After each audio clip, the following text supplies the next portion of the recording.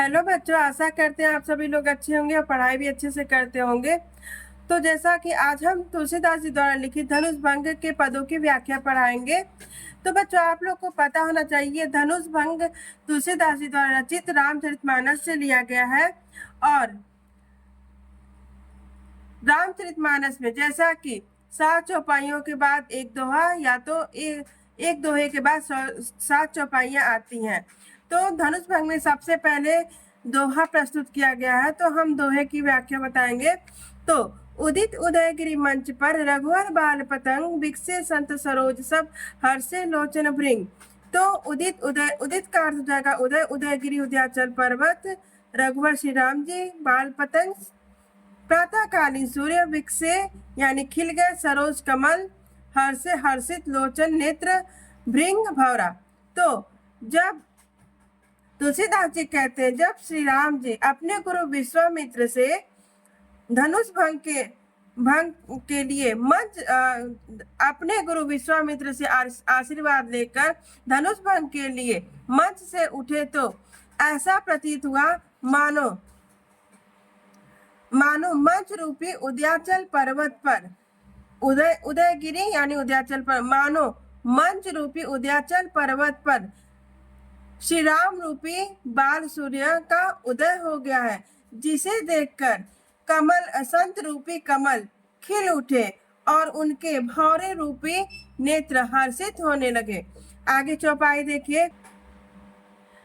चौपाई है निपन केरी आशा निशिनासी, वचन नखत अवलीन प्रकाशी, मानि महिप कुमुद सकुचाने, कपटी भूप उलुक लुकाने, भय विशोक कोक मुनि देवा, बरसहि सुमन जनावहि सेवा, गुरुपद बंदी सहित अनुरागा, राम मुनिहन सन आयसो भागा। तो सबसे पहले हम 4 लाइनों की व्याख्या देखेंगे।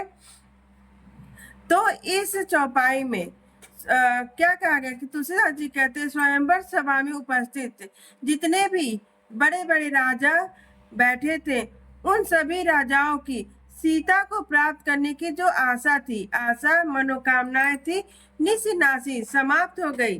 जैसे ही श्री राम जी मंच से उठे तो उन्हें देखकर राजाओं की, स्वयंवर सभा में उपस्थित राजाओं की सीता को प्राप्त करने की मनोकामना समाप्त हो जाती है। वचन नखत अवलीन प्रकाशी, उनके वचन रूपी तारों का समूह चमकना समाप्त हो गया।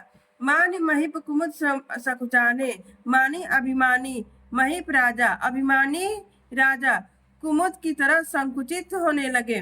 कपटी भूप उलुक लुकाने, और कपटी राजा उल्लू की बाती, कपटी भूप का अर्थ था राजा, कपटी राजा उल्लू की तरह छिपने लगे। भय विशोक कोक मुनि देवा, और जो मुनि स्वयंवर सभा में उपस्थित मुनि जो चकवा और चौकीवी के समान थे, सूर्य रूपी श्री राम को देखकर हर्षित होने लगे और उनके ऊपर बरसई सुमन जनावई सेवा, और उनके ऊपर फूलों की वर्षा करके उनके प्रति अपनी सेवा प्रकट कर रहे हैं। गुरुपद बंदई सहित अनुरागा, राम मुनिहन सन आयस मांगा। और श्री राम जी अपने गुरु विश्वामित्र के चरणों का प्रेम पूर्वक वंदना करके अन्य मुनिहन सन आयस मांगा, अन्य मुनि श्रेष्ठ लोगों से आशीर्वाद मांगे।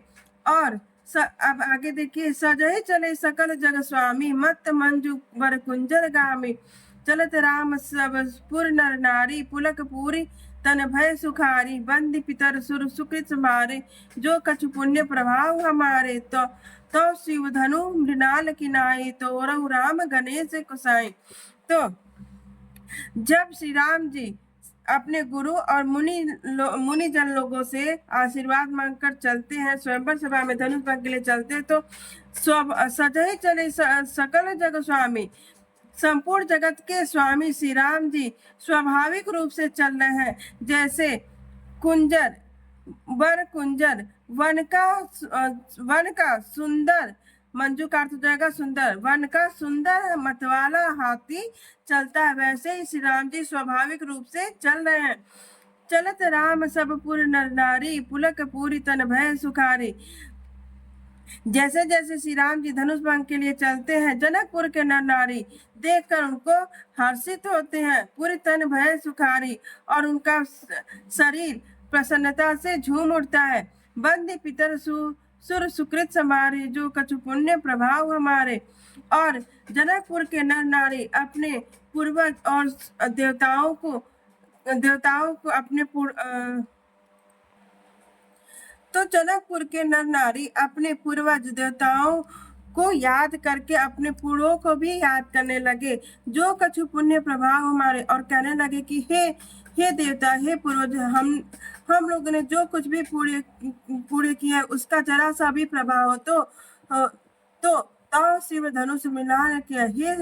हे गणेश गोसाई, वह शिव धनुष मृणाल यानी कमल की नाल की तरह कोमल हो जाए। तो राम गणेश गोसाई, हे गणेश गोसाई, वह शिव धनुष कमल के नाल की तरह कोमल हो जाए, जिससे श्री राम जी उस शिव धनुष को सरलता से तोड़ लें। दोहा है, राम ही प्रेम समेत लखी, सखिन समीप बोलाई, सीता मातु स्नेह बस, बचन कहे बिल खाए। तो इस दोहे में कवि तुलसीदास जी कह रहे हैं कि सीता जी की माता श्री राम को वात्सल्य प्रेम से देखती हैं और उनकी सुंदरता और कोमलता पर मुग्ध हो जाती हैं और अपनी सखियों को पास बुलाकर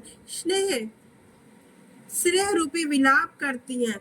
और सीता मातु स्नेह बस वचन कही बिल खाए, उनकी सीता जी की माता का यही मनोकामना है कि सीता का विवाह श्री राम से हो जाए। लेकिन उनके मन में यह दुख है कि स्वयंवर सभा में उपस्थित इतने बड़े बड़े राजा इस धनुष को हिला तक नहीं सके, तो ये कोमल से राजकुमार श्री राम कैसे तोड़ेंगे। इस कारण वे अपनी व्यथा अपनी सखियों को बताती हैं। आगे देखिए अगले पदों की व्याख्या। सखी सब कौतुक देख निहारे, जेऊ कहावत ही तो हमारे, को न बुझाए कहे गुर पाही, ए बालक असिहट भली नाही, रावण बाण छुआ नहीं चापा, हारे सकल भूप करी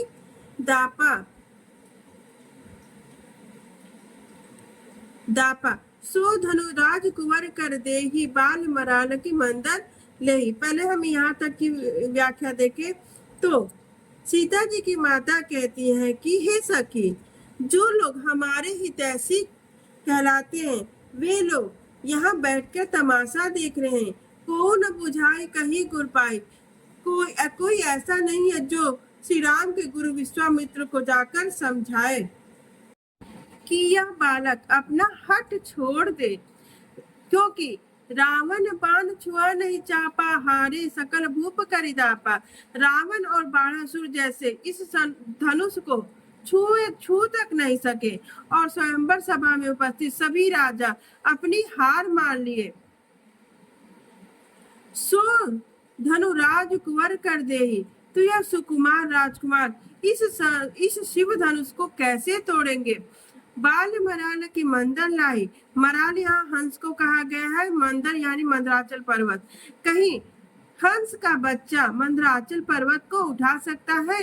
आगे देखिए, भूप सयानप सकल सिरानी, सखी विधिगतु कछु जाति न जानी, बोली चतुर सखी मृदुवानी, तेजवंत लघु गणिय न रानी, कह कुंभज कह सिंधु अपारा, सो से सुजसु सकल संसारा, रवि मंडल देखत लघु लागा, उदय तासु त्रिभुवन तम भागा।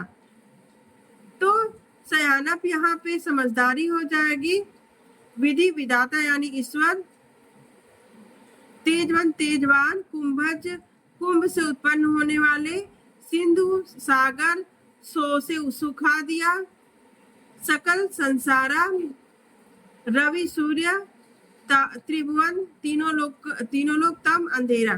तो चलिए आगे तुलसीदास जी कहते हैं कि सीता जी की माता राजा जनक को भी उल्हाना दे रही है कि राजा की भी समझदारी समाप्त हो गई। लगता है राजा की भी समझदारी समाप्त हो गई है। सखी विधि गति कछु जात न जानी, तभी बोली चतुर सखी मृदुबानी। तभी सीता जी की माता की एक चतुर सखी बड़ी ही मीठी वाणी में बोलती है कि हे सखी, विधाता की गति कोई नहीं जानता कि वह क्या करना चाहते हैं। तेजवंत लघुगणीय न रानी, हे रानी, तेजवान लोग भले ही उम्र में छोटा हो लेकिन उन्हें छोटा न गिनिए। कहे कुंभज कहा सिंधु अबारा, घड़े कुंभज यानी घड़े से उत्पन्न होने वाले, कहा घड़े से उत्पन्न होने वाले अगस्त्य मुनि और कहा विशाल सागर। लेकिन वही अगस्त्य मुनि ने अपने पराक्रम से विशाल सागर को सुखा दिया। रवि मंडल देखत लघु लागा, रवि मंडल देखने में भले ही छोटा हो लेकिन उसके उदय होने से तीनों लोगों का अंधेरा भाग जाता है। दोहा है, मंत्र परम लघु जासु बस, विधि हरि हर सुर सर्प, महामत गजराज कहूँ बस कर अंकुश खड़। तो इस दोहे में सखी कहती है कि हे सखी, आप चिंतित मत होइए, क्योंकि ओम नामक मंत्र देखने में भले ही अत्यंत छोटा हो, मंत्र परम लघु जासु बस, कि ओम नामक मंत्र दिखने में भले ही छोटा हो लेकिन ब्रह्मा विधि यानी ब्रह्मा हरि विष्णु हर महेश, ब्रह्मा विष्णु महेश और अन्य देवता सभी उस मंत्र परम लघु जासु बस, विधि हरि हर सुर सर्प, महामत गजराज कहूँ बस कर अंकुश खड़। तो इस दोहे में सीता जी की माता की सखी कहती है कि हे सखी, आप चिंतित मत होइए, क्योंकि सीता जी की माता श्री राम को छोटा समझकर अत्यंत चिंतित हो रही है। तभी उनकी सखी कहती है कि आप चिंतित मत होइए, क्योंकि ओम मंत्र दिखने में बहुत छोटा लगता है लेकिन ब्रह्मा विष्णु महेश और अन्य देवतागण सभी देवता उस छोटे से ओम मंत्र के वश में रहते हैं।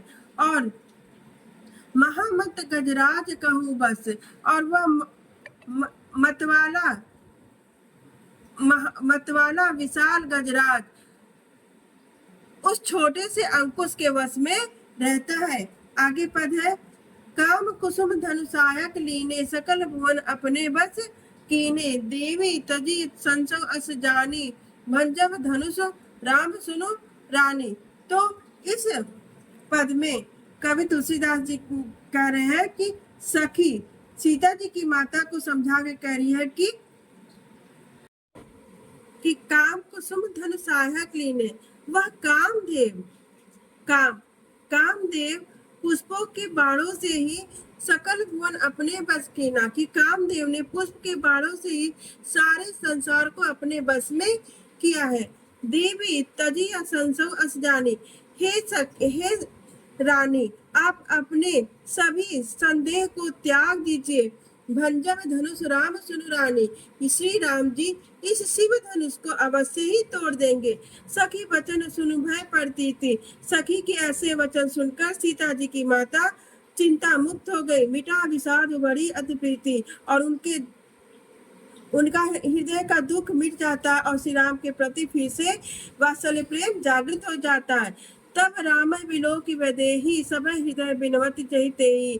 फिर सीता जी श्री राम जी को देखती हैं और समय भय के कारण वह मन ही मन अपने देवी देवताओं से विनती करती हैं। मन ही मन मनाओ अकुलानी, मन ही मन अपने देवी देवताओं को मनाने लगती हैं। हो प्रसन्न महेश भवानी, कि हे महेश भवानी, आप मुझ पर प्रसन्न होइए, करहो सफल आपनी सेवकाई। मैंने आज तक जितनी भी आपकी सेवा की है, करहो सफल आपनी सेवकाई, मैंने इसी के लिए ही तो आपकी सेवा की है। ये मन वांछित वर प्राप्त करने के लिए ही तो आपकी सेवा कर रही थी। कर ही तु हरहु चाप गरुआई, यदि आप मेरे सेवा से प्रसन्न है तो आप इस शिव धनुष की गरुता को कम कर दीजिए, इस भारीपन को कम कर दीजिए। गणनायक वरदायक देवा, हे गणनायक, हे वरदान देने वाले देव, आज ही के लिए तो मैं आप लोग की सेवा की थी। मैं आपसे बार बार विनती कर रही हूँ, मेरी विनती सुन लीजिए। करहु चाप गुरुता अति थोड़ी, इस शिव धनुष की गुरुता को कम कर दीजिए।